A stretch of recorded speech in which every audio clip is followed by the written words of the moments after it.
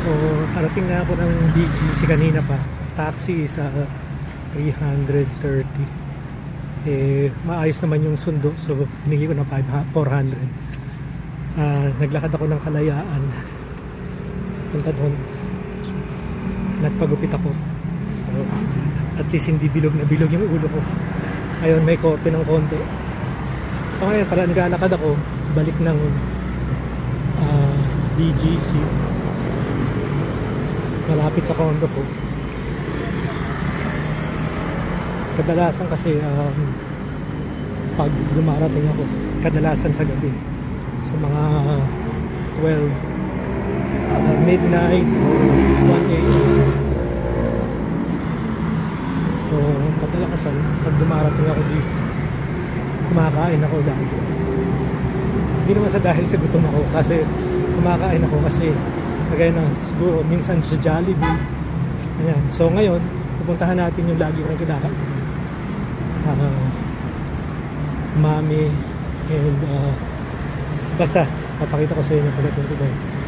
So ngayon naglalakad lang ako pabalik ng malapit lang sa condo ko yung mga restaurant, kasi mga restaurant dito sa around sa area ko is laging 24/7. I think Sunday ko, hindi ko alam kung nagsasara sila. May ano na pala rito, antok. Hindi kasi ako kadalasan kumakain, nakikita yung sa likod dito. So kadalasan ando lang lagi ako sa may harap. So ayun yung makita niyo yung Jollibee doon sa may puno doon. It's a place here. By the way, nag-taxi ako. Ang presyo ng taxi is 323. Wala akong bariya. For kami 100 lang. Wala namang panukli yung yung driver. Maayos naman yung sundo sa akin ng Grab. So binigay ko na yung 400. Yung haircut ko naman ngayon, sabi kasi ni 100 lang. So 100, wala na akong panukli. So 20 pesos sana yung tip. Hinawa ko ng 150.